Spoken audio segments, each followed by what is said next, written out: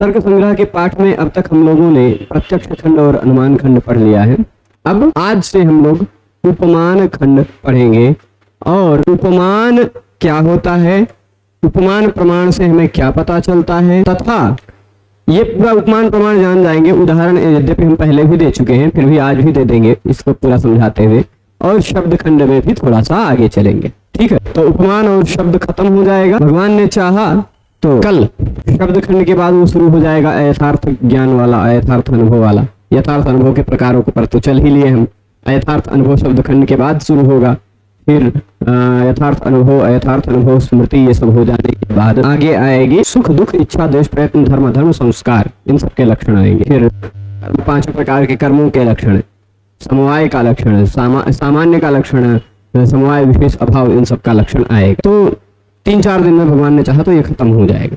और इसको तर्क संग्रह जी को समाप्त करने के बाद फिर अंत शुरू किया जाएगा। ठीक है, तो चलिए हम चलते हैं आगे। आज अनुमितिकरणम, ये उपमितिकरणम उपमानम।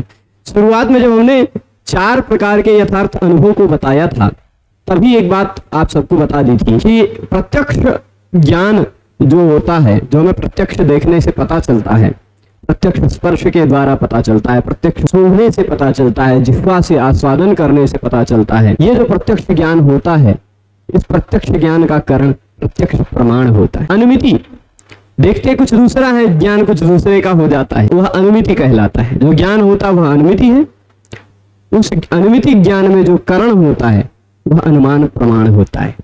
ठीक, 4 ज्ञान बताए गए थे, प्रत्यक्ष, अनुमिति, उपमिति और शाब्द। उसके 4 कारण भी बताए गए थे, प्रत्यक्ष, अनुमान, उपमान और शब्द। तो प्रत्यक्ष ज्ञान का कारण प्रत्यक्ष प्रमाण हमने जान लिया, अनुमिति ज्ञान का कारण अनुमान प्रमाण भी जान लिया। अब आ जाते हैं हम उपमिति ज्ञान का कारण, जो उपमान प्रमाण है, उस पर प्रयास करते हैं। ठीक है, तो उसको बताने के लिए क्या कहा जा रहा है, उपमितिकरणम उपमानम। ये बात आपका पहले से ही समझा हुआ है, इसमें कुछ नई बात बताने वाली नहीं है। उपमिति ज्ञान का जो कारण होता है उसको हम उपमान कहते हैं। तो आपके मन में प्रश्न आएगा, भाई उपमिति क्या है, किसे कहेंगे हम उपमिति? देखिए, उपमान खंड लिखा होगा पुस्तक में, उलटिए पलटिए नहीं, उसमें उपमान खंड लिखा होगा या अथोपमान खंड लिखा होगा, वही निकाल लीजिए। ठीक है, वही पेज नंबर। ठीक है, उपमान खंड 4 खंड होंगे, 4 बहुत बड़े बड़े हेडिंग होंगे, वही। ठीक है, तो उपमिति वैसे पुस्तक ना भी देखेंगे तो भी कोई दिक्कत नहीं होगी, उनकी पुस्तक में लगा हुआ है, यहाँ वही पुस्तक ही है ना। तो उपमिति कारणम उपमानम, उपमिति ज्ञान का कारण उपमान प्रमाण है। ये बात स्पष्ट है, ये बात स्पष्ट है ना।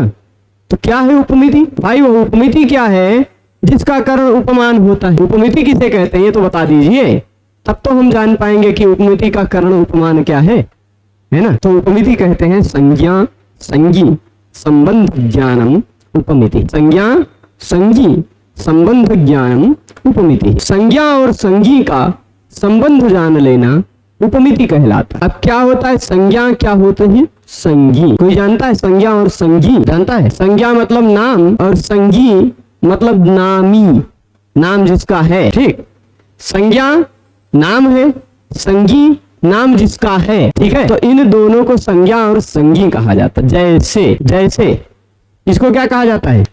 इसको क्या कहा जाता है? लेखनी कहा जाता है। लेखनी इसकी संज्ञा है। ठीक, इसमें कहीं ल, ए, ख, अ, न, ई ये सब नहीं है, लेकिन इसकी ल, ए, ख, अ, न, ई इतने वर्णों को जोड़कर जो एक शब्द बन जाता है लेखनी, वो शब्द इसकी संज्ञा है। और ये जो मेरे हाथ में दिखाई पड़ रहा है यह संगी है, क्योंकि लेखनी संज्ञा इसी की है। ठीक, ये जो आपके सामने एक अस्थि स्तंभम स्नायुबद्धम मांस शोणित लेपितम एक शरीर दिखाई पड़ रहा है, वह शरीर एक संगी है और उसकी अरुण एक संज्ञा है।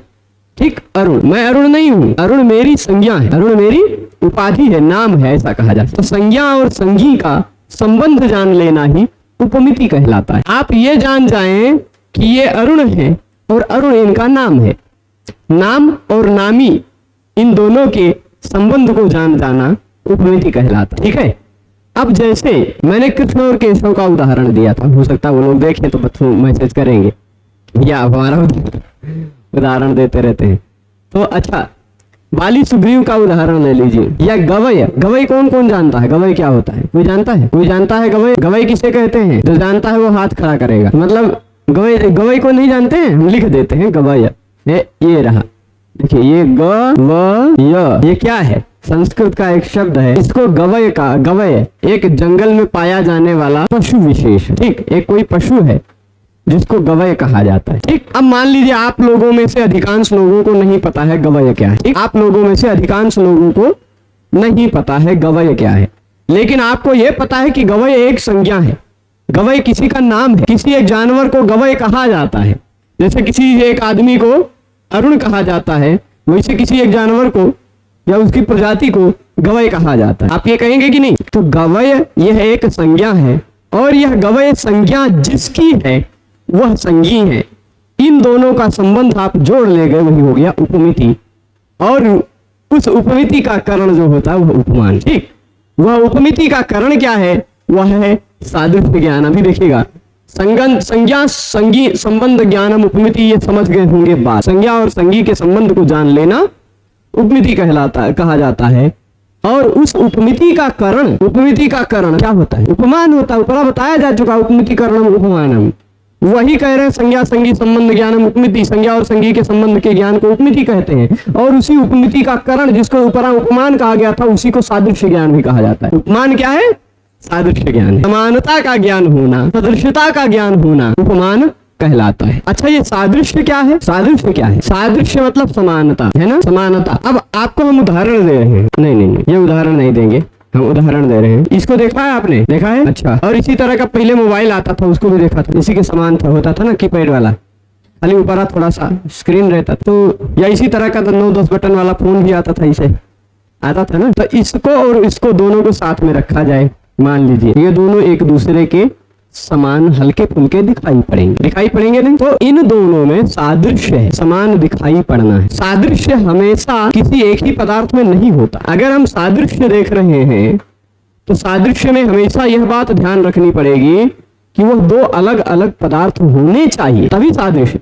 ऐसा ना कह दीजिएगा कि राम जी के समान राम जी, भाई समान, अगर हम किसी को समानता दिखा रहे हैं तो दूसरा कुछ होना चाहिए, है ना। तो ऐसा सादृश्य हमेशा दो संबंधियों के बीच में आश्रित रहता है सादृश्य, और वो दोनों एक ही नहीं होते, दोनों एक दूसरे से अलग अलग होते हैं। बाली और सुग्रीव एक दूसरे जैसे दिखाई पड़ते हैं, उन दोनों में सादृश्य है, पर ऐसा नहीं है कि वो दोनों एक ही है ही नहीं। मैं जो बता रहा हूँ, कुछ जो आपने कुछ फिल्में देखी होंगी जिसमें डबल रोल होता है, हाँ, जुड़वा या कुछ ऐसे को उन्होंने देखा होगा, है ना, जिसमें डबल रोल होता है। तो वो डबल रोल, वो दोनों एक ही नहीं होते हैं, वो दोनों दो अलग अलग होते हैं, पर उन दोनों में बहुत हद तक समानता होती है। तो सादृश्य किसे कहा जाता है, यह पूछा जाए तो आप क्या बताएंगे? तद भिन्नत्वे सति तद्गत भूयो धर्मवत्वम, ठीक।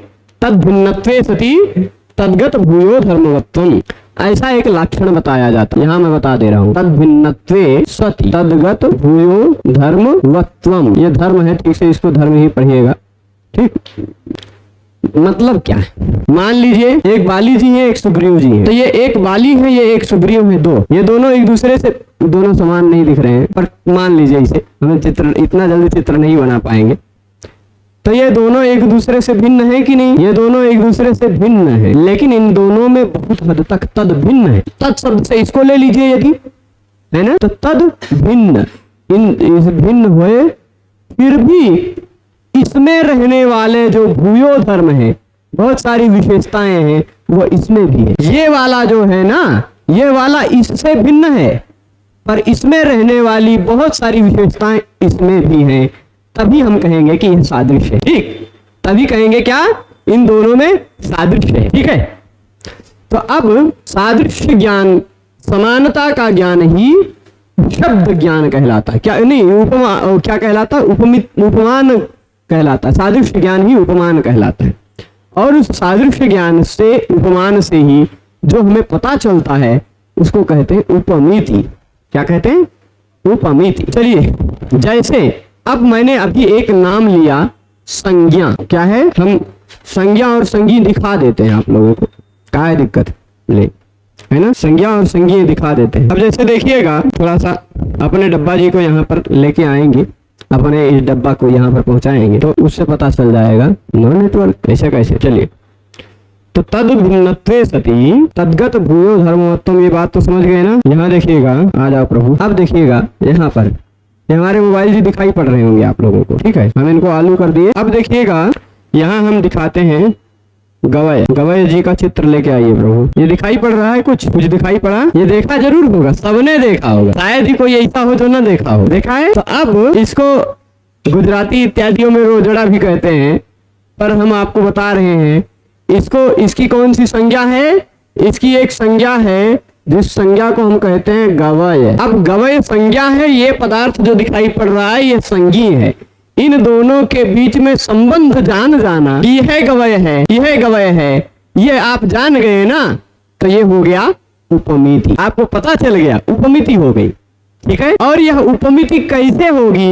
यह उपमान के द्वारा होगी। उपमान के द्वारा होगी यानी सादृश्य ज्ञान के द्वारा होगी। ये सादृश्य ज्ञान कैसे होगा? तो इसके लिए एक छोटी सी कहानी बताते हैं हम आपको। सादृश्य ज्ञान ही उपमान है। उस सादृश्य ज्ञान के कारण, उपमान के कारण जो ज्ञान हुआ हमें वह उपमिति है, संज्ञा संगी संबंध ज्ञान हो गया, ठीक है। अब सादृश्य ज्ञान कैसे हुआ? मान लीजिए कि हमको पता नहीं था कि गवय क्या होता है। मान लीजिए हमको तो पता था अभी, पर पहली बार जब कभी नहीं पता हो, या आप लोगों में अभी तक बहुत सारे लोगों को नहीं पता था कि गवय क्या होता है ना? नहीं पता था। आपने पूछा कि गवय किसे कहा जाता है, तो मैंने बताया कि गवय गाय जैसा ही दिखाई पड़ने वाला एक प्राणी है। यथा गौर गवयस तथा, ऐसा मान लीजिए हमने कह दिया। गाय जैसा दिखाई पड़ने वाला एक प्राणी गवय कहलाता है, ठीक है। अब संयोग से आप जंगल में घूमने गए हैं, आपने न जीवन में कभी गवय देखा है, ना आप जानते हैं गवय किसे कहा जाता है। खाली आप सादृश्य ज्ञान है, आपको किसी ने बता दिया है कि जैसे गाय होता वैसे गवय होता है। संयोग से जंगल में गए, आप सिंह को भी देखेंगे, वो गाय जैसा नहीं दिख रहा था। बाघ को भी देख लिया, भालू को भी देख लिया, चीता इत्यादि को भी देख लिया, हिरण को भी देख लिया। लेकिन जब इस प्रकार की प्रजाति के किसी जानवर को देखेंगे तो आपको अपने आप पता चल जाएगा कि यह गवय है। कैसे पता चला? आपने पहले तो कभी देखा नहीं गवय को। आप कहेंगे कि हम देख भी रहे हैं गवय को, ज्ञान भी हो रहा है गवय का, ये तो प्रत्यक्ष ज्ञान हुआ। नहीं, यह प्रत्यक्ष ज्ञान नहीं है, यह सादृश्य ज्ञान पूर्वक प्रत्यक्ष ज्ञान है। डायरेक्टली यह प्रत्यक्ष नहीं हो सकता था, आपको सादृश्य ज्ञान होना चाहिए, तभी यह ज्ञान होता है ना। तो इसलिए उपमान प्रमाण अनुमान प्रमाण से भी थोड़ा सा भिन्न इसलिए है क्योंकि अनुमान में हम देखते कुछ दूसरा है, ज्ञान कुछ दूसरे का होता है। देखते हैं धुएं को ज्ञान हम आग का करते हैं, प्रत्यक्ष में जो देखते हैं उसी का ज्ञान होता है, इसमें भी जो देखते हैं उसी का ज्ञान होता है। यानी ये अनुमान से तो अलग है और प्रत्यक्ष से अलग इसलिए है क्योंकि प्रत्यक्ष में हमें सादृश्य ज्ञान की आवश्यकता नहीं होती, इसमें सादृश्य ज्ञान की आवश्यकता होती है ना। जब आपने पहली बार देखा और आपने जाना कि यह गवय है तो वह सादृश्य के कारण जाना, तो उस जो ज्ञान आपको हो गया कि यह गवय है, उस ज्ञान को हम क्या कहेंगे? उस ज्ञान को कहेंगे कि सादृश्य ज्ञान हो गया। क्या कहेंगे? वो नहीं, ये गवय है, यह ज्ञान हुआ, वह उपमिति हो गई, है ना, उपमिति हुई। और वह उपमिति क्यों हुई? सादृश्य ज्ञान के कारण हुई। इसीलिए सादृश्य ज्ञान क्या है? वह उपमिति का कारण, उपमिति का कारण होकर वह उपमान है। ठीक है, ये बात समझिए। यही वाली पूरी घटना आप गो गवय की वाली घटना आप चाहें तो बाली सुग्रीव पर भी लगा सकते हैं, चाहे तो आप कृष्ण केशव पर भी लगा सकते हैं, चाहे वह जुड़वा फिल्म वाले डबल रोल पर लगा सकते हैं। ठीक है, तो अब एक उदाहरण और दे देता हूँ, वैसे देने की जरूरत नहीं है, समझ ही गए होंगे, है ना। भाई दो लोग हैं, दो जुड़वे भाई हैं, दोनों जुड़वे भाई एक ही क्लास में पढ़ते हैं। संयोग से एक जुड़वा भाई बीमार है या कहीं और घूमने गया है, बीमार है मान लीजिए, नहीं बीमार होने पे तो खाली पता चल जाएगा, आसानी से पता चल जाएगा। मान लीजिए वह खेलने में लगा है और व्याख्यान में नहीं आया, क्लास में नहीं आया, और गुरुजी को विशेष प्रिय था, गुरुजी ने कहा कि जाओ उसको खोज लाओ। तो अब संयोग से जिससे कह दिया वो गुरुजी की आज्ञा को तोड़ नहीं सकता था, उसको खोजने जाना पड़ा। पर वो कहेगा गुरुजी मैं तो जानता ही नहीं हूँ कि वो किए हुए वो किए, ये सुग्रीव किसका नाम है, सुग्रीव को तो पहचानता ही नहीं हूँ। तो गुरुजी कहेंगे देखो वाली बैठा है ना, इसी का हम शकल होगा, इसी जैसे दिखता होगा और कहीं खेल रहा होगा इधर उधर, जाओ खोज लाओ।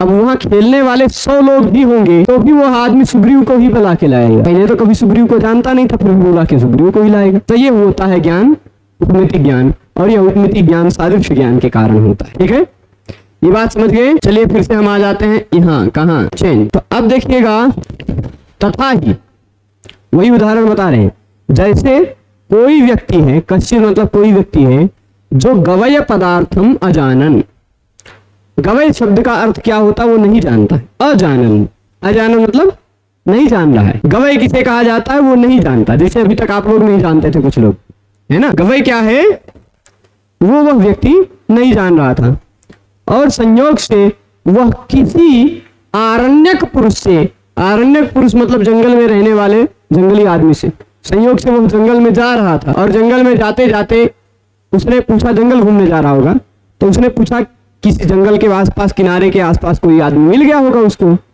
तो उस किनारे रहने वाले आदमी से पूछने लगा, महाराज ही बताओ इस जंगल में कौन कौन से जानवर रहते हैं देखने के लायक। तो बताएगा कि इस जंगल में हिरण है, सिंह है, गवय है, भालू है, व्याघ्र है, इसे सब कुछ बताएगा। तो कहेगा बाकी चीजें तो हम जान गए, लेकिन ये गवय क्या होता है, ऐसे पूछेगा कि नहीं। तो वह आरण्यक पुरुष क्या बताएगा, आरण्यक पुरुषाद गो सदृशो गवयः, वह आरण्यक पुरुष बोल दिया कि गाय के समान होता है गवय, गाय के समान जो होता है वह गवय है। इति श्रुत्वा, ऐसा सुनकर, ऐसा सुना जिस व्यक्ति ने, उसको पता चल गया कि गाय के सदृश जो होता है, गाय के समान दिखाई पड़ने वाला जो होता है वो गवय होता है। ऐसा सुनकर संयोग से वह वनम गता, कहां चला गया, वन में अंदर चला गया, और वन में जाकर क्या कह रहा है, वाक्यार्थम स्मरण, वाक्यार्थ का स्मरण कर रहा है, उसके वाक्य का, उसके बात याद आ रही, हाँ गाय के समान होता है गवय। जिसने कहा था जंगल वाले ने भाई गाय के समान गवय होता, वो वाक्य के अर्थ को याद करता हुआ, स्मरण करता हुआ संयोग से गाय के समान एक पिंड देखता है, गाय के समान एक आकृति को देखता है। गो सदृशम पिंडम पश्यति, गाय के समान एक पिंड को, एक आकृति को, एक शरीर को देखता है वह। और तदनंतरम, उसके तुरंत बाद गवय शब्द वाच्योयम, यह गवय शब्द का वाच्यार्थ है, यही गवय है, ऐसा इसको इति उपमिति रूपपद्यते, यह ई है, इत्युपमिति रूपपद्यते, इस ये उच्चुपमति लिख दिया है ना, ये उच्चुपमति नहीं है, ये क्या है, यह ई है, इसको आप ई पढ़िएगा, इत्युपमिति उत्पद्यते, इति मतलब ऐसी, उपमिति, उपमिति इसको उत्पन्न हो जाती है, ऐसी उपमिति ज्ञान हो जाता है उसको, ठीक। और इस उपमिति ज्ञान का कारण जो था वह सादृश्य ज्ञान था, इसलिए सादृश्य ज्ञान ही उपमान है, ठीक बात। उपमान प्रमाण समझ गए कि नहीं समझे, तो उपमान प्रमाण इसीलिए बहुत आसान है, हलवा है, हलवा। चलिए आगे चलते हैं, ऊपर चलो प्रभु। पदकृत्य जी को देख लिया जाए, अवसर संगति में अभिप्रेत्य। अब देखिए हमने प्रत्यक्ष और अनुमान पढ़ लिया है ना, क्या क्या पढ़ लिया है, प्रत्यक्ष और अनुमान ही तो पढ़ा है। तो अब अवसर किसकी बारी किसकी आई, अवसर की संगति का अभिप्राय लिया गया, तो अनुमानानंतरम, अनुमान के बाद किसका नंबर आया, उपमान। उसी उपमान का निरूपण किया जा रहा है। उपमान का निरूपण क्यों किया जा रहा है, क्योंकि मौका उसी का है, बारी उसी की है, अवसर उसी का है, अवसर रूपी संगति दिखा रहे हैं कि भाई तीन प्रकार के प्रमाणों में सबसे पहले प्रत्यक्ष था, वो हमने देख लिया, जान लिया, समझ लिया। दूसरा अनुमान था, उसको भी जान लिया, तो बारी किसकी आई, अवसर किसका आया, उपमान का। तो ये उपमानम निरूपयति, उपमान का निरूपण कर रहे हैं। उपमिति थी, उपमिति थी मतलब उपमिति शब्द से शुरू करके उपमान का लक्षण कह रहे हैं, ठीक है। तो उपमिते है कर्णम उपमानम इत्यर्थ, उपमिति का जो कर्ण होता है वो उपमान कहलाता है, ये इसका अर्थ हुआ, ठीक। कुठारादि वारणाय मिति इति। अब खाली अगर ऐसे कह देते कर्णम उपमानम, क्या कह देते, क्या कह देते, कर्ण जो है वह उपमान है, तो कर्ण तो बहुत कुछ हो सकते हैं, या उपकरणम उपमानम, उपमिति न कह के उपकरणम उपमानम। देखिए भाई क्या कहा था, उपमितिकरणम कहा है ना, उपमान का लक्षण क्या है, उपमितिकरणम, ये मिति हटा दिया, खाली कह दिया उपकरणम उपमानम, ठीक। तो उपकरण क्या होता है, हथियार। उपकरण क्या होता है, जिससे कुछ काम सिद्ध किया जाए, तो कुठार इत्यादि उपकरण हो गए, है ना। तो उपकरणम उपमानम, तो कुठारों उपमान होने लग जाता, कुठार कहता मुंह तो उपकरण है, हमको उपमान कहे दो, है ना, तो कुठार भी उपमान होने लग जाता, तो कुठार इत्यादि में वारण करने के लिए मिति भी कहा गया। तो उपकरण उपमान नहीं है, उपमितिकरण उपमान है। मिति शब्द क्यों रखा गया, क्योंकि मिति शब्द ना रखते तो उपकरण जो है वही उपमान हो जाता, लिखने का उपकरण ये है, यह उपमान हो जाता। उपकरण मतलब साधन, जिस जो उपकार करता है, किसी काम करने में उपकार करता है, वो उपकरण। जैसे काट रहे हैं लकड़ी को, तो लकड़ी को काटने में कुठार उपकरण है, सहायक है ना, साधन है। उपकरण खाली कह देते तो कुठार इत्यादि भी उपमान होने लग जाता, इसीलिए उपकरणम ना कहकर उपमितिकरणम कहा, ठीक है। और प्रत्यक्ष इत्यादि का वारण करने के लिए उप शब्द कहा। चलिए उप ना कहते, खाली इतने कह देते मितिकरणम उपमानम, खाली कह देते तो क्या हो जाता है, मिति मतलब प्रमिति, प्रमिति यथार्थ ज्ञान, मान, मान को भी प्रमाण कहा गया है, मिति को भी प्रमिति कहा गया है ना, यानी प्रमा कहा गया है। तो मिति यानी प्रमा का यथार्थ ज्ञान का कारण तो प्रत्यक्ष भी है, अनुमान प्रत्यक्ष प्रमाण भी है ना भाई। मिति का कारण प्रत्यक्ष प्रमाण भी है, मिति का कारण अनुमान प्रमाण भी है, मिति का कारण उपमान प्रमाण भी है, मिति का कारण शब्द प्रमाण भी है, क्योंकि उससे भी कुछ ना कुछ मिति होती है, कुछ ना कुछ मान होता है, कुछ ना कुछ ज्ञान होता है। ठीक है, तो प्रत्यक्ष इत्यादि में निवारण करने के लिए उप शब्द रख दिया। खाली मिति नहीं, उपमिति का जो कारण है वो उपमान है। ठीक है, अब इसके बाद आगे बताएंगे का, कहेंगे संज्ञा संगी। आगे देखिएगा, उसको अगले पेज में लेके चलते हैं, तब बताएंगे संज्ञा संगीति। अब संज्ञा संगी संबंध ज्ञानम अनुमिति उपमिति, ऐसा क्यों कहा गया, संज्ञा संगी क्यों कहा जा रहा है, उसका मतलब क्या है? तो कह रहे हैं अनुमिति इत्यादि वारणाएं संबंध है। संज्ञा और संज्ञा के संबंध को ज्ञान करने, संबंध का शब्द रखा गया। संज्ञा संगी संबंध ज्ञान क्या है? उपमिति। अगर संज्ञा संगी ज्ञानम कह देते उपमिति तो नहीं होता। ठीक है, संज्ञा संगी ज्ञानम उपमिति नहीं होता, वो फिर अनुमान अनुमिति में भी वो घटित हो जाता संज्ञा और संगी का ज्ञान। तो इसलिए संबंध शब्द कह दिया गया। और संयोग आदि वारणाएं संज्ञा संगी, खाली अगर ऐसे कह देते, संज्ञा संगी शब्द न रखते, खाली कह देते संबंध ज्ञान उपमिति, तो चलिए ये संयोग है, इस संयोग संबंध का ज्ञान हो गया, यही उपमिति है क्या? तो संयोग इत्यादि में भी वह लक्षण घटित होने लग जाता है, इसलिए संज्ञा संगी के संबंध को जानना ही उपमिति कहलाता है, ऐसा कह दिया। ठीक है, अयम गवय वाच्य इति, हमें ज्ञान क्या होगा? यही गवय है, यही गवय शब्द का वाच्य अर्थ है, ऐसा तात्पर्य होगा। अभिप्रेत गवयो गवय पदवाच्य इत्यर्थः, सामने जो हमारा अभिप्राय था, जिस गवय को जानना चाह रहे थे, सामने वाला व्यक्ति, सामने वाला पदार्थ यही गवय है, ऐसा अर्थ होगा। तेन गवयांतरे शक्तिग्रहा भाव प्रसंग। अब अगर हमने गाय के सदृश एक वस्तु को देखा और जान गए हम कि यही गवय है, क्या जान गए? यही गवय है। अब दूसरा उसी प्रकार का जानवर देखेंगे तो क्या जानेंगे? यही गवय है। तो दोबारा जो जान रहे हैं वो संज्ञा संगी संबंध ज्ञान नहीं है, फिर वो प्रत्यक्ष होने लग जाएगा, वहां सादृश्य ज्ञान कारण नहीं रहेगा, है ना, क्योंकि वह पूर्व अनुभव की विषय हो गया, है ना। तेन गवयांतरे शक्तिग्रहा भाव प्रसंगात, इसलिए दूसरा कोनो गवय आ गया तो उसमें शक्ति ग्रहण नहीं हो पाएगा, उसमें हम फिर ऐसा उपमिति नहीं कर पाएंगे।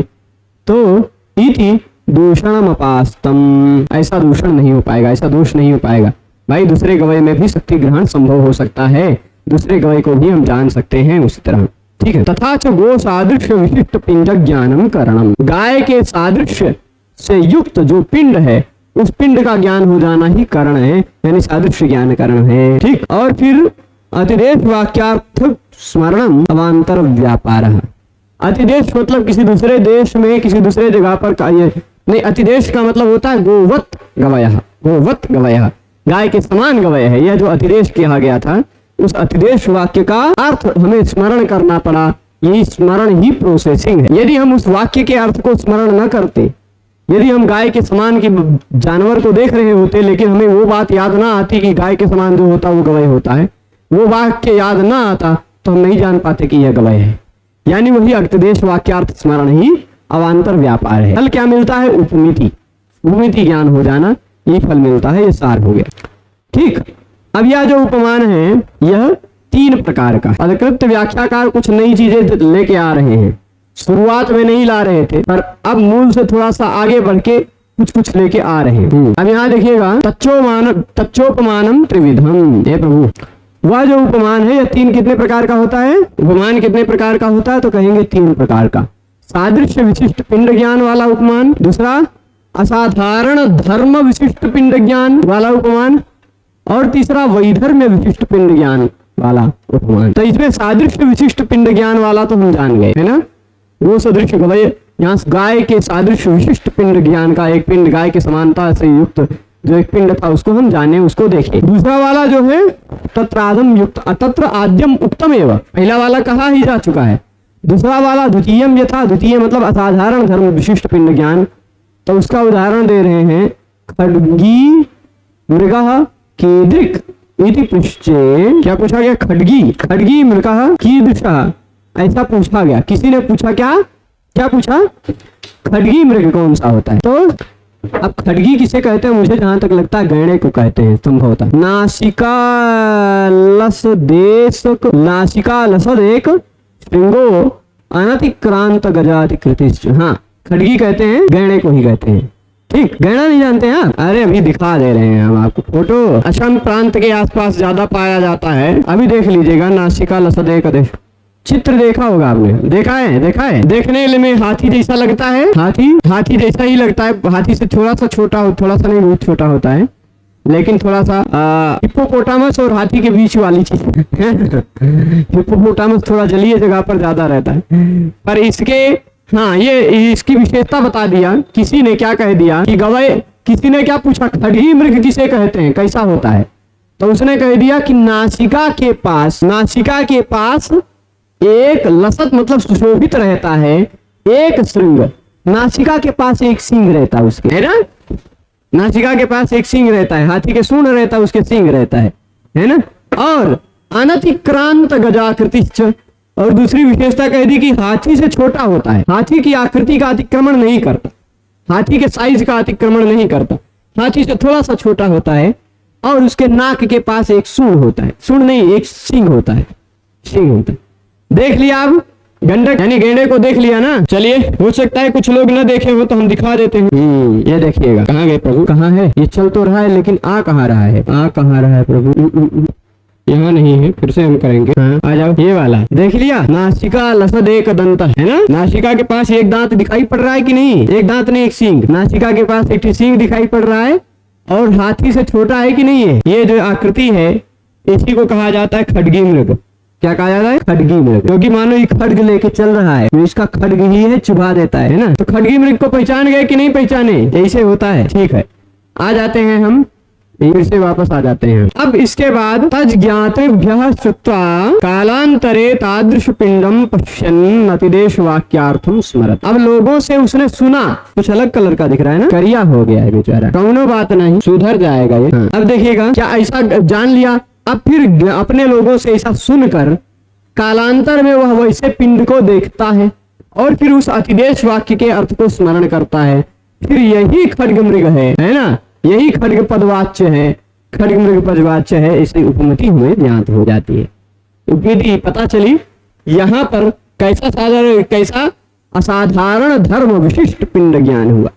असाधारण धर्म मतलब ऐसी कोई विशेषता बता दी गई जो और किसी में नहीं है, नाक के पास एक सींग हो और हाथी से थोड़ा छोटा हो, ऐसी जो विशेषता बता दी गई, यहाँ सादृश्य नहीं है, समानता कुछ हद तक हाथी से थोड़ा सा छोटा होता है, हाथी जैसा ऐसा कह सकते हैं, कुछ हद तक समानता है, लेकिन एक असाधारण धर्म कह दिया गया कि नासिका के पास सींग, ये जो बात हो गई है असाधारण धर्म कह दिया गया है ना, ये केवल उसी में होता है, खड्ग मृग में, गंडक में भी कह सकते हैं। ठीक, तो असाधारण धर्म विशिष्ट पिंड ज्ञान हो गया।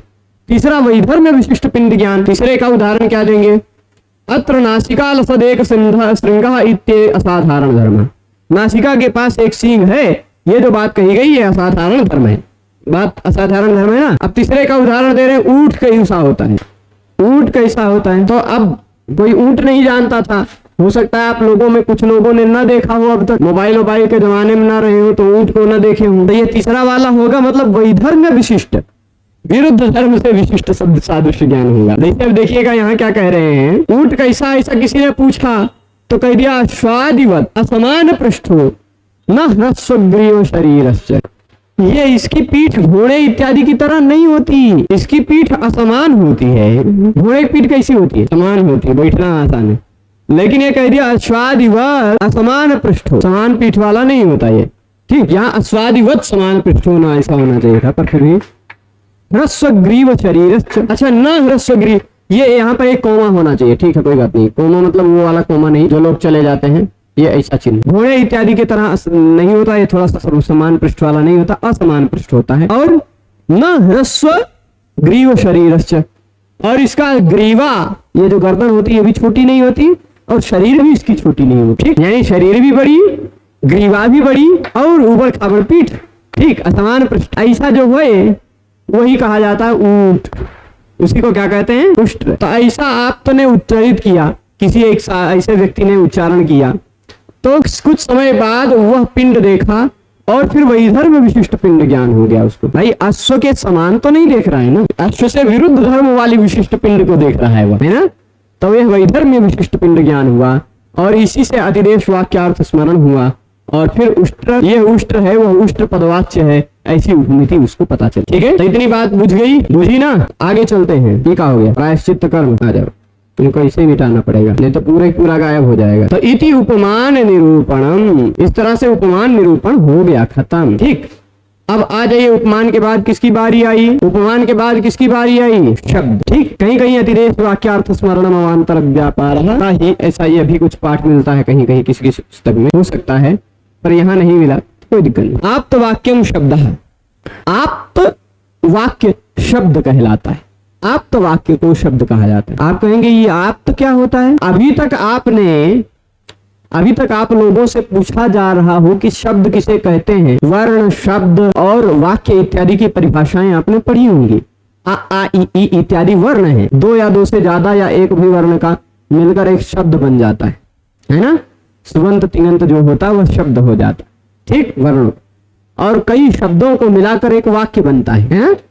कई शब्दों को मिलाकर एक वाक्य बनता है, जिसमें एक तिङंत होना चाहिए, एक क्रियापद होना चाहिए। ठीक, एक क्रियापद होना चाहिए तो वो वाक्य बन जाता है। अब एक वाक्य में कितने शब्द? अनेक शब्द। वो वाले शब्द की बात यहाँ नहीं चल रही है, यहाँ हम शब्द प्रमाण की बात कर रहे हैं। और वह शब्द प्रमाण क्या है? किसी आप्त व्यक्ति के द्वारा बोला गया वाक्य शब्द है। आप कहेंगे हम तो ये जानते थे कि कई शब्दों का एक वाक्य बनता है, और आप कह रहे हो वाक्य में शब्द है ना? तो ये अंतर समझिएगा, हम शब्द प्रमाण की बात कर रहे हैं, उस वाले शब्द की बात नहीं कर रहे। तो शब्द प्रमाण क्या है? जो किसी आप्त व्यक्ति ने बोला है। अब आप कहेंगे आप्त क्या होता है? तो कहेंगे, तुरंत बताएंगे, आप्तस्तु यथार्थ वक्ता। जो यथार्थ वक्ता होता है, यानी जो सारी बातें यथार्थ ही बोलता है, जिसकी बातों पर आपको पूर्णता विश्वास है कि ये गलत बात नहीं बोलेगा, वह व्यक्ति है यथार्थ वक्ता। वह व्यक्ति क्या है? यथार्थ वक्ता। जैसे ये कुर्सी है, आपको पता है कि ये कुर्सी है, हम कह दे कि नहीं भाई ये कुर्सी नहीं है, हम कह दे ये गाय है, तो आप मानेंगे? क्यों? क्योंकि हम इस समय यथार्थ वक्ता नहीं है।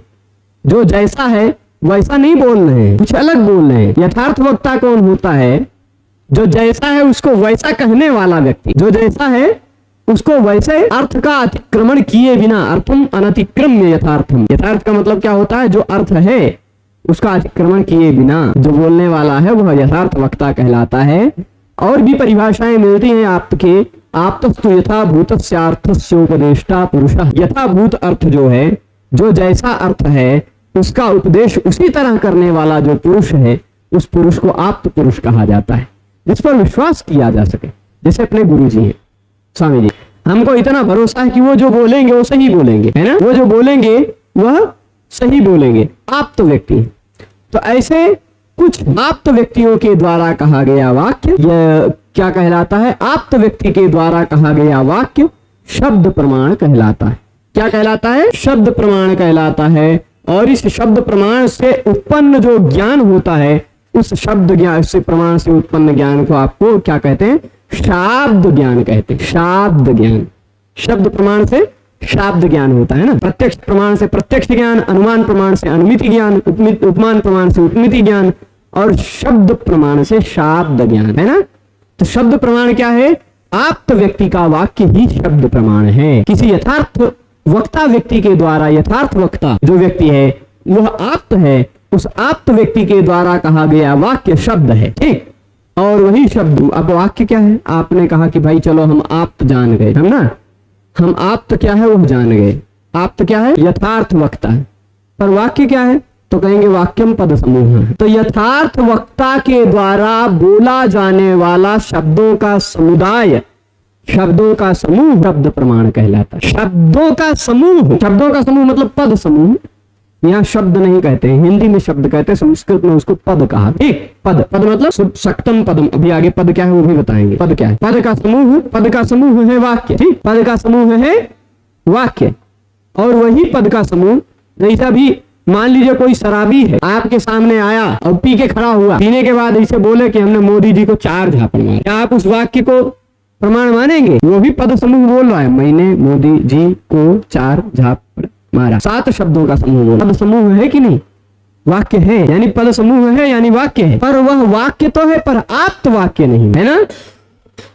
पर यही बात कोई विश्वास पात्र व्यक्ति, यही बात नहीं कोई दूसरी बात, क्योंकि मोदी जी को झापड़ मारने की का सामर्थ्य शायद नहीं है कि तो हाँ कोई ऐसा कह दे, कोई विश्वास पात्र व्यक्ति जो कोनो ऑफिसर हो, कोनो मंत्रालय में हो, कोई उनका सलाहकार हो, अजित डोभाल जी हो, वो आकर कह दें आपके सामने कि हमने मोदी जी को ऐसा समझाया, तो वो बात आप मान लेंगे कि हाँ ये सही कह रहे होंगे, वह उस दृष्टि में आप तो हो जाएंगे, है ना।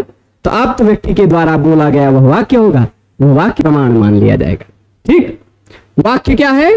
वाक्यम पद समूह, जैसे यथा गाम आनय, ये दो शब्द का समूह दिखाया। यथा गाम, हाँ बोलिए, वीडियो थोड़े ना आप तो है, हम वाक्य कह रहे हैं, वीडियो में कोई वाक्य बोल रहा है। हाँ, वीडियो में अगर कोई वाक्य बोल रहा है, जैसे मान लीजिए कुछ लोग हमको अभी आपसे लोग सामने से पढ़ रहे हैं, पर कुछ लोग मेरे द्वारा पढ़ाए जाने वाले इस वीडियो को अपने मोबाइल में देखेंगे, है ना। तो जो लोग देखेंगे वो मेरे द्वारा पढ़ाए गए इस वाक्य को विश्वास करेंगे कि नहीं करेंगे? मैं जो बोल रहा हूँ, जो समझा रहा हूँ, उस पर विश्वास करेंगे कि नहीं करेंगे? क्योंकि उनकी दृष्टि में मैं आप तो हूँ और मेरा ही प्रतिभास उनके मोबाइल में दिखाई पड़ रहा है। अब इतना तो भरोसा हो ही गया है संसाधन पर कि ये सही में जो बोल रहा है वो अरुण पांडे जी ने ही बोला था, उन्हीं का यह अब एक प्रातिभाषिक स्वरूप दिखाई पड़ रहा है। ठीक है, तो माना जा सकता है। वह जो शब्द सुना आपने, वह जो वाक्य सुना, वो शब्द माना जा सकता है। ठीक है, चलेगा। तो अब जैसे गाम आने, गाम आने, यहाँ दो शब्द है, एक है गाम, दूसरा आने, है ना। दो पद है, दोनों पदों का समूह है, दोनों पदों का समूह है। तो पद समूह हो गया कि नहीं? अगर यही किसी आप तो व्यक्ति ने कह दिया गाम आने, जैसे अभी हम कहते जलम आने, किसी से कह दे, तो ये दो शब्द सुना, दो शब्द सुना, इस दो शब्दों में शक्ति है ना।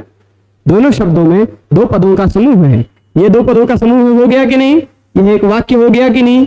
या आप व्यक्ति के द्वारा यदि उच्चरित वाक्य है तो यह शब्द प्रमाण हो जाएगा। ठीक है, यह शब्द प्रमाण हो जाएगा, और इस शब्द प्रमाण से जो आपको ज्ञान प्राप्त होगा वह शाब्द ज्ञान कहलाएगा। ठीक है, वो ज्ञान क्या कहलाएगा?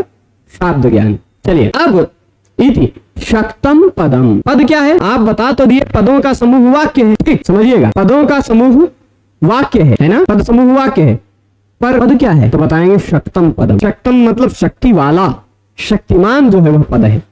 अब वो वाला सीरियल वाला शक्तिमान मत समझिएगा कि वो पद है, जिसमें कुछ शक्ति हो वह पद है, वह शब्द शक्ति। अच्छा, एक ऐसी शक्ति होती है, थोड़ा सा मैं एक एग्जाम्पल यहाँ से हट के थोड़ा सा दे रहा हूँ। मान लीजिए आप सो रहे हैं, आप ही नहीं, पूरे छात्रावास में 20-25 लोग सो रहे हैं।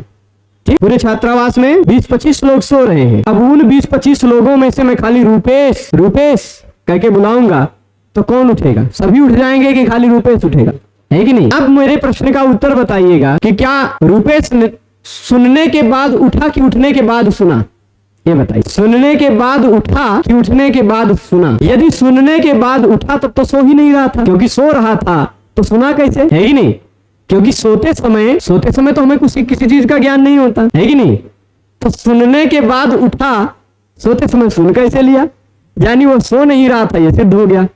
और यदि उठने के बाद सुना, यदि उठने के बाद सुना तब तो बोलना बेकार है। उठने की प्रतीक्षा कीजिए, इसे बैठे रहिए, जब उठेगा तो बोलना, है कि नहीं? ये बात होती कि नहीं? यानी मैंने जो शब्द बोला रूपेश, उस रूपेश शब्द में कोई ऐसी शक्ति है जो आपको उठा दी। आपने सुना नहीं, उस शब्द में कोई शक्ति है ना। अभी मान लीजिए यहाँ कई लोग बैठे हैं, हम यहाँ खाली कहेंगे रुद्र प्रताप, तो सबकी नजर एक व्यक्ति पर पड़ेगी। क्यों? क्योंकि रुद्र प्रताप नामक शब्द में एक ऐसी शक्ति है जो इस प्रकार के अर्थ को प्रकट कर सके, है कि नहीं? तो प्रत्येक पद में कोई ना कोई शक्ति होती है, कोई ना कोई शक्ति होती है। जैसे मैंने ल, ए, ख, अ, न, ई, इन 6 वर्णों का समुदाय लेखनी शब्द बोला, तो उस लेखनी शब्द में एक ऐसी शक्ति है जो इस प्रकार के अर्थ को प्रकट कर सके, है ना। तो शक्ति वाला जो है वह शक्तम पदम, शक्ति वाला जो है वह पद कहलाता। ठीक, जिसमें शक्ति है वह पद है। जैसे रुद्र प्रताप एक पद है, उस पद में कोई शक्ति है, ठीक है कि नहीं? अरुण एक पद है, उस पद में कोई शक्ति है। बाकी आखिर हम राम राम राम राम क्यों बोलते रहते हैं, श्रीमन नारायण क्यों बोलते रहते हैं? क्योंकि वो पद है और उस पद में शक्ति है। वो शक्ति है, जैसे हम रुद्र प्रताप बोलते हैं, रुद्र प्रताप हमारी तरफ ध्यान से देखते हैं, वैसे राम बोलते ही वो हमारी तरफ देखते होंगे। ठीक, उनका अटेंशन लेने के लिए हम बोलते हैं, तो उस पद में शक्ति है ना, तो चलेगा। अब देखिए क्या है शक्ति, किसे कहा जाता है शक्ति? लेखनी। अच्छा देख लीजिए, हम कहेंगे लेखनी तो आप लोग इसको देखेंगे, लेकिन हम कहेंगे गाय तो इसको नहीं देखेंगे, भैंस इसको नहीं देखेंगे। क्यों? क्योंकि लेखनी शब्द में शक्ति है कि इस अर्थ को प्रकट कर सके, पर गाय शब्द में शक्ति तो है, पर वह शक्ति इस अर्थ को प्रकट नहीं कर सकती, वह दूसरे प्रकार की आकृति वाले एक अर्थ को प्रकट करेगी। भैंस शब्द में जो शक्ति वह दूसरे प्रकार की आकृति को प्रकट करने की शक्ति है ना। चाबी में जो शक्ति है शब्द में वह इस प्रकार की आकृति को प्रकट करने की शक्ति है। भाई भ्रमणभाष, दूरभाष, मोबाइल, इस शब्द में जो शक्ति है वो इस प्रकार के अर्थ को प्रकट करने की शक्ति है ना। तो ये किसने सोचा होगा, किसने बनाया होगा कि इसको लेखनीय कहा जाएगा, इसको मोबाइल ही कहा जाएगा, इस व्यक्ति को अरुण कहा जाएगा, इसको डब्बा जी नहीं, मतलब क्या कहा जाएगा, इसको डिजिटल बोर्ड कहा जाएगा, पैनल कहा जाएगा, ठीक। और किसने ऐसे बनाया होगा कि इसको सेल कहा जाएगा, बैटरी। अब सेल शब्द पर ना जाएं क्योंकि सेल शब्द के बहुत सारे अर्थ होते हैं, है ना। ये भी सेल है, बाजार में जाएं तो वहां सेल का अर्थ दूसरा हो जाता है। सेल मतलब विक्रय, है ना। और जीव विज्ञान में पढ़ेंगे तो वहां सेल मतलब एक अणु होते हैं, कोशिकाएं, है ना। तो इसे सेल शब्द बहुत सारा अर्थ हो जाता है, ठीक है। तो अब ऊर्जा कोश कह देते हैं, ऊर्जा कोश, ठीक। उस शब्द से इस अर्थ का बोध होगा। तो ऐसा किसने निर्धारित किया, तो कह रहे अस्मात् पदात्, इस शब्द से अयम अर्थ, यह अर्थ बोधित कराना है, ऐसा ईश्वर ने संकेत कर रखा है। वही संकेत ही शक्ति है, ऐसा ईश्वर ने सोच रखा है। हम लोगों ने नहीं सोचा है कि इसको लेखनी कहा जाए, सोचने वाले ईश्वर, क्योंकि उनके निर्धारण के बिना तो कुछ होता नहीं। इस पर इस विषय पर, शक्ति विषय पर एक पूरा पुस्तक में गदाधर भट्टाचार्य जी ने लिख दिया है, शक्तिवाद। खाली शक्ति क्या है, इसमें बहुत विवाद किया। क्या विवाद किया भाई, मान लीजिए अरुण शब्द इस अर्थ को प्रकट करे, इसमें ईश्वर की इच्छा कहां से आ गई, हमारे पिताजी ने नाम रखा ना, तो हमारे पिताजी की इच्छा शक्ति हो गई, ईश्वर इच्छा कहां से आई। मान लीजिए कोई एकदम से नास्तिक व्यक्ति हो जो ईश्वर को मानते ना हो, ठीक, ऐसा नास्तिक व्यक्ति, बौद्ध हो, जैन हो, जैन भी अपने कुछ हद तक ईश्वर को मानते, बुद्ध तो एकदम से नहीं मानते, चार वाक तो नहीं मानते, राजा को मान लेते हैं ईश्वर, राजा है वही ईश्वर है और कोई दूसरा ईश्वर नहीं। तो ऐसा कोई नास्तिक व्यक्ति हो या परम नास्तिक हो, कह दे कि कुछ होते ही नहीं ईश्वर, गॉड, साइंटिस्ट लोग, आजकल के वैज्ञानिक लोग, गधे लोग, है ना, तो जो ईश्वर की सत्ता को नहीं मानते वो लोग क्या कहेंगे, होता ही नहीं ईश्वर। तो उनके मत में ईश्वर का संकेत, अपने बेटा का नाम चिंटू पिंटू कुछ रख दिया, तो उसमें ईश्वर का संकेत कहां से आ गया। मान लीजिए इस वस्तु को जिसने बनाया, जिस भी व्यक्ति ने बनाया इस वस्तु को, उसने नाम रखा होगा ना, उसमें ईश्वर का संकेत कहां से आ गया। भाई सबकी आत्मा में परमात्मा है, इस तरह से ईश्वर संकेत मानिएगा।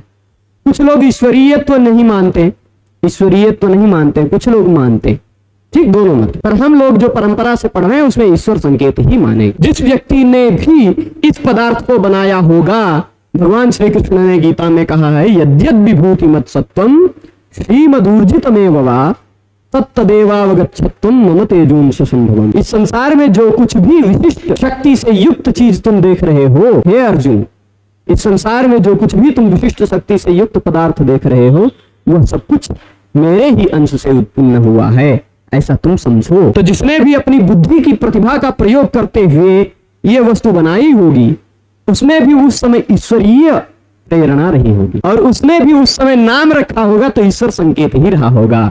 उसने भी ऐसा नाम रखा होगा कि अब इस वस्तु को आज के बाद मोबाइल कहा जाएगा या दूरभाष कहा जाएगा, ये ईश्वरीय है, सब कुछ ईश्वरीय है, उसकी इच्छा के बिना तो कुछ नहीं होता। ईश्वर इच्छा जो हुई या ईश्वर संकेत जो हुआ वही शक्ति। ईश्वर ने क्या संकेत किया कि लेखनी शब्द से इस अर्थ को बोधित कराया जाएगा, मोबाइल शब्द से इस अर्थ को बोधित कराया जाएगा, रिमोट कंट्रोल या नियंत्रक शब्द से इस अर्थ का बोध कराया जाएगा, है ना, तालक शब्द से इस अर्थ का बोध कराया जाएगा। ऐसा ईश्वर ने संकेत कर रखा है। तो ईश्वर ने जो संकेत कर रखा है इस शब्द से इस अर्थ का बोध हो, वही है शक्ति। तो अब उस शब्द और उस अर्थ में एक शक्ति और शक्तिमान, इन दोनों में अभेद संबंध हो गया।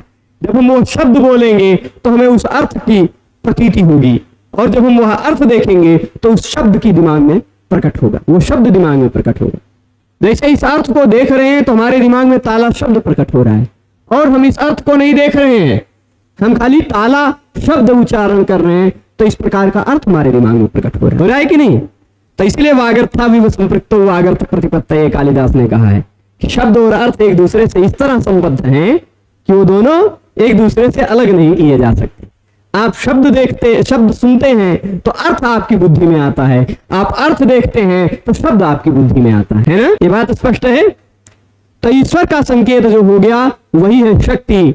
यहां तक पहुंच गए सभी लोग, थोड़ा सा और आगे चलते हैं। ईश्वर संकेत शक्ति, इधर और कुछ नहीं है, न्यायबोधिनी जी है। हे प्रभु आगे तो बढ़ो। ईश्वर संकेतो नाम ईश्वर इच्छा, ये न्यायबोधिनी ही है। न्यायबोधिनी के बाद हम पदकृत्य में आ जाते हैं। यहाँ भी वही बात कहेंगे पदकृत्य में भी, अवसर संगति अभिप्रेत्य उपमानानंतरम शब्दम लक्ष्यति। बात समझ ही गए होंगे। अवसर संगति आई मौका उसी का आया तो उपमान के बाद शब्द की बारी आई तो शब्द का लक्षण बताया जा रहा है। आप तो वाक्यम शब्द है इस वाक्य से, ठीक। तो शब्द इति शब्द प्रमाणम इत्यर्थ। शब्द शब्द का क्या मतलब हुआ? शब्द प्रमाण। भ्रांत विप्रलंभयोर वाक्यस्य शब्द प्रमाणत्वारणाय आप्त इति। कोई भ्रमित व्यक्ति है, भ्रांत व्यक्ति है, ठीक। कोई भ्रांत व्यक्ति है मतलब जिसने देखा रस्सी और पता चल गया उसको सांप का, और वो कहने लग जाए कि ये सांप है, तो क्या आप प्रमाण मानोगे? भ्रांत व्यक्ति का वाक्य प्रमाण नहीं है। खाली ऐसे कह देते वाक्यम शब्द, खाली ऐसे कह देते तो गड़बड़ हो जाता। कोई भ्रमित व्यक्ति कहता ये सांप है, मान लीजिए हम ये कह देते ये सांप पकड़े हैं मतलब, तो क्या हमारा वाक्य प्रमाण हो जाता है? नहीं। तो भ्रांत व्यक्ति का और विप्रलंभक व्यक्ति का, विप्रलंभक मतलब छलावा करने वाला, झूठ बोलने वाला, या है कुछ दूसरा बताने वाला कुछ दूसरा, ऐसे व्यक्ति के वाक्य को शब्द प्रमाण नहीं माना जा सकता। नेताओं के वाक्य को तो विशेष करके नहीं माना जा सकता, है ना। विप्रलंबक शब्द यहाँ नेताओं के लिए ही कहा है पदकृत व्याख्याकार ने, है ना। तो भ्रांत और विप्रलंबक इन दोनों प्रकार के लोगों के वाक्य को शब्द प्रमाण नहीं माना जा सकता। इसी का निवारण करने के लिए आप्त शब्द कहा गया। आप्त शब्द क्यों कहा गया? क्योंकि अगर आप्त शब्द नहीं कहते तो नेताओं का वाक्य भी प्रमाण हो जाता है ना। सही बात है कि नहीं? नानू कोयम आप्त। अब भाई यह आप्त कौन है? आप्त कौन है ये प्रश्न होगा कि नहीं? आप्त व्यक्ति का वाक्य प्रमाण होता तो आप्त कौन है? तो कहते हैं आप्तस्तु इति, आप्तस्तु यथार्थ वक्ता। यथार्थ वक्ता जो है वही है ना, यथाभूत अबाधितार्थोपदेष्टा। जैसा अर्थ है अबाधित रूप से उसी अर्थ का उपदेश करने वाला व्यक्ति आप्त कहलाता है। वाक्य क्या है? तो वाक्यम शब्द करके वाक्यम का लक्षण कर रहे हैं, वाक्य का घटादि समूह वारणाएं। खाली कह देते समूह वाक्यम, तो मान लीजिए हम 8-10 घड़ा यहाँ रख देते, 8-10 घड़े का समूह वाक्य हो जाता क्या? समूह वाक्यम। चलिए यहाँ पर 6-7 शब्द है, 6-7 चीजें, ये समूह है। हमारे हाथ में 5 उंगलियों का समूह है, क्या ये वाक्य है? समूह वाक्य नहीं है, पद समूह वाक्य। घटादि समूह वारणाएं पद, पद कह दिया तो पद समूह जो है वही वाक्य होगा और कोई दूसरा समूह वाक्य नहीं होगा, ठीक है। शक्तम इति, शक्त क्यों कहा? तो कह रहे हैं निरूपकता संबंधेन शक्ति विशिष्टम। शक्ति विशिष्ट जो है वह शक्त कहलाता है, शक्ति से युक्त जो है वह शक्त कहलाता है। किस संबंध से शक्ति है उसमें? निरूपकता संबंध से। कौन से संबंध से?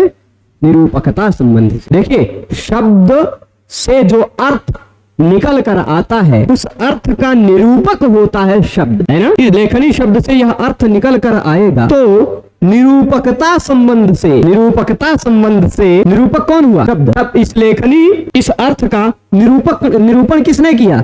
लेखनी शब्द ने। तो निरूपकता संबंध से जो शक्ति विशिष्ट है, शक्ति से युक्त है, वही शक्त कहलाता है, वही पद है। अस्मादिति, अस्मात् पदादयम् अर्थबोधव्या में अस्मात् क्यों कहा? तो उसका बता रहे हैं घट पदाद वट घट रूपो अर्थो बोधव्या इति ईश्वर इच्छैव शक्ति। मतलब क्या हुआ? घट शब्द से घट रूप अर्थ ही बोधित कराया जाए, ऐसा ईश्वर की इच्छा ही शक्ति है, ये मतलब होगा, ठीक। अर्थ स्मृत्यनुकूल पद पदार्थ संबंधत्वम तल्लक्षण। अर्थ का स्मरण हो, अर्थ के स्मरण के अनुकूल शब्द और शब्दार्थ का संबंध होना ही यह उसका लक्षण है।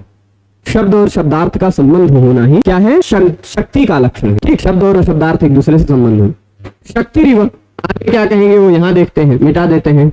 पदकृत जी को देख के पूरा करेंगे क्योंकि शब्द खंड कल खत्म होगा और शब्द खंड खत्म होने के बाद यथार्थ अयथार्थ अनुभव इत्यादि विषय शुरू हो जाएगा। बुद्धि का प्रपंच फिर कल खत्म होगा, ठीक। तो शक्ति रिव आगे क्या है? शक्ति रिव लक्षणापि पदवृत्ति। शक्ति की तरह ही लक्षणा भी पदवृत्ति है, ठीक। शक्ति है शब्द में केवल शक्ति ही नहीं है, शब्द में केवल शक्ति ही नहीं है, शब्द में लक्षणा भी है। अभी कहेंगे का हुए लक्षणा, आप कहेंगे क्या है लक्षणा भाई? तो हम आपको कुछ उदाहरण बता देते हैं। उदाहरण बताएं? आप लोग ऐसे बात करते होंगे, आजकल गर्मियों का समय बात करते हैं कूलर में चलो भाई, थोड़ा ठंडी ज्यादा है, थोड़ा गर्मी ज्यादा है, पंखे में चलते हैं, बात करते हैं कि नहीं? अब कौन कौन ऐसा है जो कूलर में चल सकता है और पंखे में चल सकता है? चल के दिखाइए। भोजन पे चलते हैं, चाय पे चलते हैं, बात करते हैं कि नहीं? ऐसे हम चाय पे चलते हैं, चलिए चाय बिछाइए घर, चलिए पैर जल जाएगा, है ना। अब भोजन पे चलेंगे तो अन्न देवता का अपमान हो जाएगा।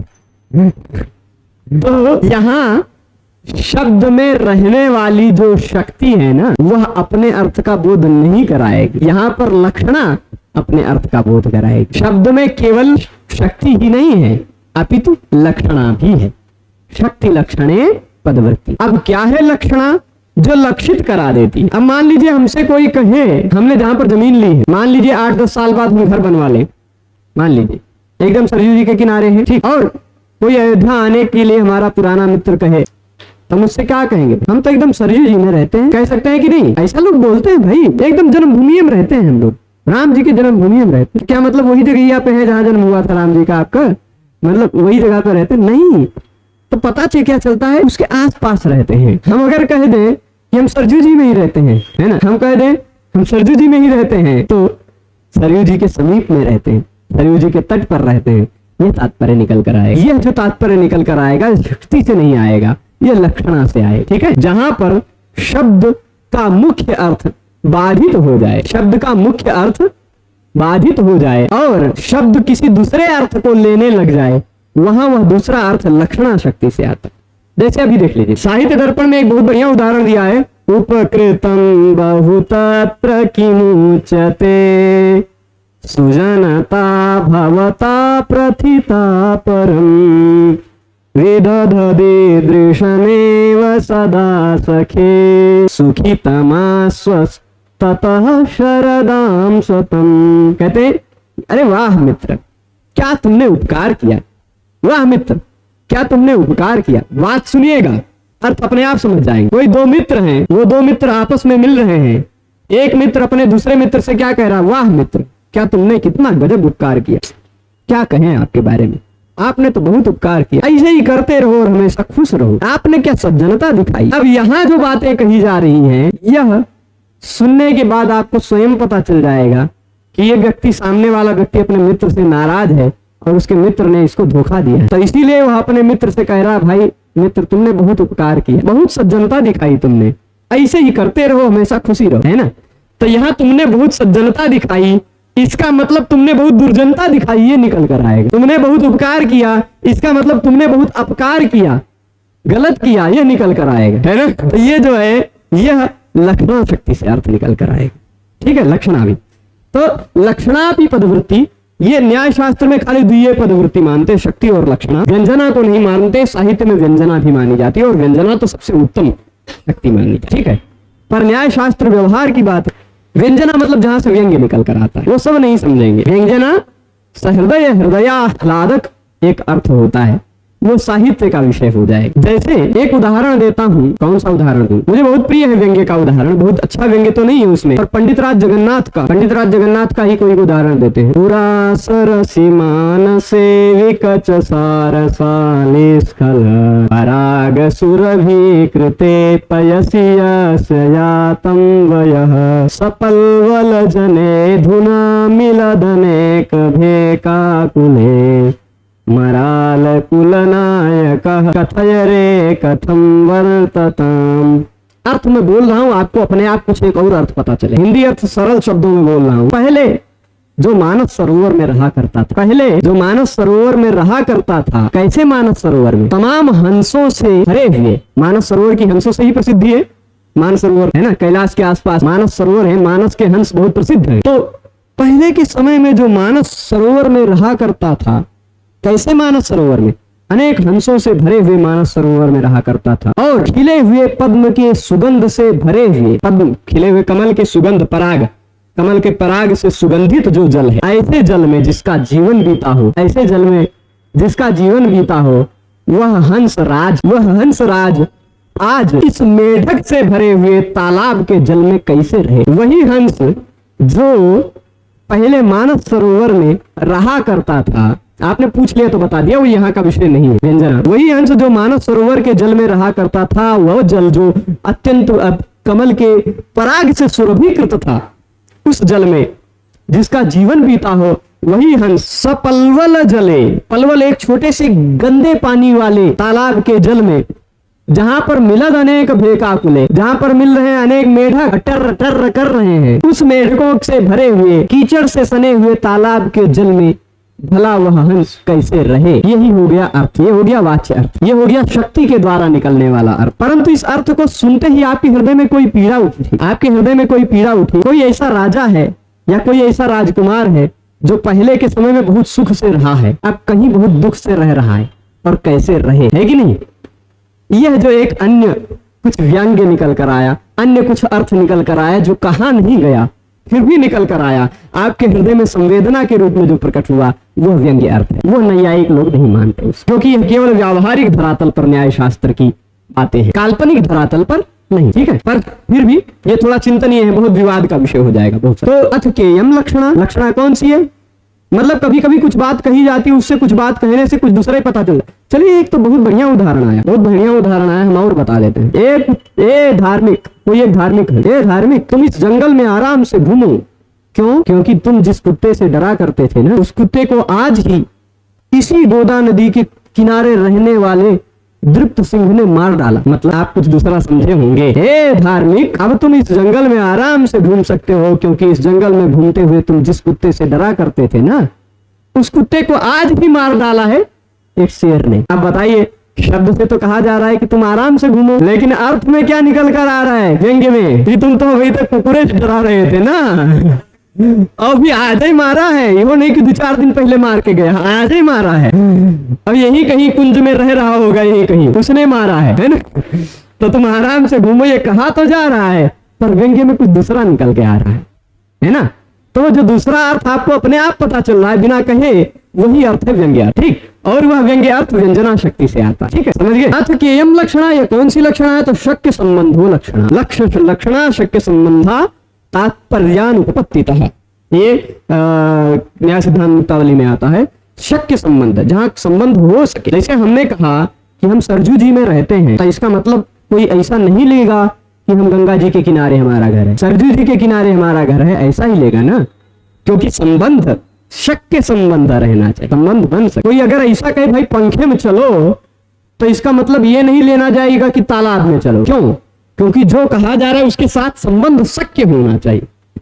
ठीक, तात्पर्य की उत्पत्ति ना हो, तात्पर्यानुपत्ति होनी। साक्ष्य त्रिधा, वह लक्षणा 3 प्रकार की होती है। अच्छा, अब बता डालेंगे क्या? चलिए, जहत अजहत और जहाद अजहत। आप कहेंगे जहत अजहत जहाद अजहत, पहला और दूसरा, इन पहले दूसरे को जोड़ दिया जाए तो बन जाए तीसरा। ठीक, एक जहत, दूसरा अजहत, तीसरा जहाद अजहत। आप कहेंगे ये तो बड़ा खतरनाक शब्द सुनने को मिल रहा है। हम आपको जहत बता दें क्या है जहत। एक धातु है हा धातु का अर्थ होता है क्या? त्याग। इसी हा धातु से क्षत्रिय प्रत्यय लगकर बनता है जहत, मतलब छोड़ती हुई, त्यागती हुई जो लक्षणा है वह जहत लक्षणा है। और जो त्यागती हुई लक्षणा नहीं है वह अजहत लक्षणा है। जिसमें कुछ अंश का त्याग कर दिया जाए, कुछ अंश का त्याग न किया जाए, वो जहद अजहत है। ठीक है, तो यही 3 प्रकार की लक्षणा बता रहे हैं। वर्तते च गंगायाम घोषः इत्यत्र, गंगायाम घोषः। किसी ने कहा कि हमारा घोष, हमारा घर कहाँ है? गंगा जी में। कहाँ है घर? गंगायाम।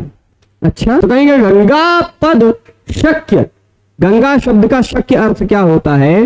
प्रवाह संबंध। गंगा शब्द का शक्य अर्थ क्या होगा? प्रवाह। प्रवाह ही तो होगा, जल प्रवाह। भगीरथ रथ खाता अवच्छिन्न जल प्रवाह, ऐसा कुछ लोग कहते हैं।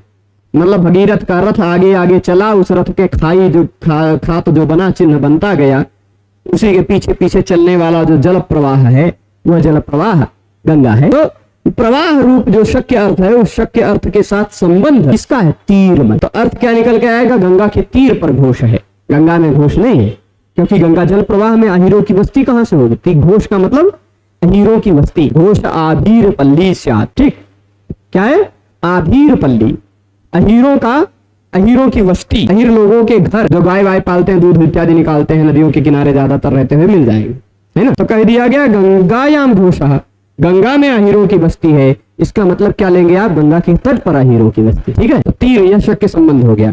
अब यहाँ गंगा शब्द अपने अर्थ जल प्रवाह रूपी अर्थ को छोड़ रहा है और तीर रूपी अर्थ को ले रहा है, इसलिए छोड़ती हुई लक्षणा है, इसलिए यह जहत लक्षण है। और अगर ऐसा कह दिया जाए, ऐसा कह दिया जाए सफेद दौड़ता है, क्या कह दिया जाए? सफेद दौड़ता है। छाते आ रहे हैं, मान लीजिए बरसात हो, क्लास चल रही हो, और हम कह दें छाते आ रहे हैं, कुछ हमको दिखाई पड़े 5-6 छाते वाले लोग, हम कह दें छाते आ रहे हैं, तो छाते खुद से चल के आएंगे?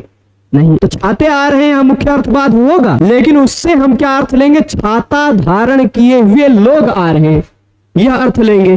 पर यहाँ पर छाता को हमने नहीं छोड़ा, इसलिए यह अजहत लक्षण है। ठीक है, सफेद दौड़ता है, यहाँ पर सफेद कलर थोड़े ना दौड़ेगा, दौड़ने में प्रसिद्ध घोड़ा है, इसे सफेद घोड़ा दौड़ता है, ऐसा जो हम अर्थ लेंगे, वहां हमने सफेद को नहीं छोड़ा, बिना छोड़े दूसरा अर्थ लिया गया, इसीलिए अजहत लक्षण।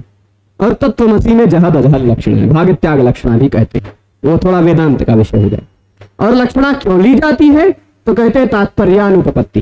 तात्पर्य अर्थ जो है वो तात्पर्य अर्थ घटित नहीं हो पाता, तात्पर्य अर्थ घटित नहीं हो पाता। हम कहते पंखे में चलो, तो पंखे में चलने का तात्पर्य अर्थ घटित नहीं हो पाएगा। गंगा में झोपड़ी है, गंगा में हीरों की बस्ती है, तो यह तात्पर्य अर्थ उपपन्न नहीं हो पाएगा, सिद्ध नहीं हो पाएगा। तात्पर्य अर्थ की सिद्ध न हो पाने के कारण ही लक्षणा लिया जाता है। इसीलिए प्रवाह में घोष तात्पर्य अनुपपत्ति तीव्र लक्षणा सिद्ध। इसीलिए प्रवाह में जो घोष शब्द की अनुपपत्ति है, घोष हो ही नहीं सकता प्रवाह में, इसी कारण लक्षणा सिद्ध हो जाएगी। सेत्स्यति मतलब सिद्ध हो जाएगी। क्षत्रिणो यान्ति इत्यादि द्वितीया, ठीक, क्षत्रिणो यान्ति, क्षत्रि वाले लोग, छाते वाले लोग आ रहे हैं, छाते वाले आ रहे हैं, ये ऐसा कहते छाते आ रहे हैं, तो यहाँ पर तात्पर्य, या ऐसा कहते सोयम अश्वः, ये वही घोड़ा है, सोयम अश्वः, यहाँ पर तृतीय वाला है, जहाद अजहद लक्षण। सह शब्द का प्रयोग वही होता है जहां परोक्ष हो, और अयम शब्द का प्रयोग वहां होता है जो प्रत्यक्ष हो। अयम रुद्र है, और सह जो परोक्ष हो उसके लिए सह शब्द का प्रयोग कर। तो सह अयम दोनों एक साथ कैसे प्रयोग हुआ? यहाँ कुछ अंश त्याग करेंगे, कुछ अंश नहीं छोड़ेंगे, कुछ अंश छोड़ेंगे, कुछ अंश नहीं छोड़ेंगे, ऐसा वाली बात होगी, ठीक।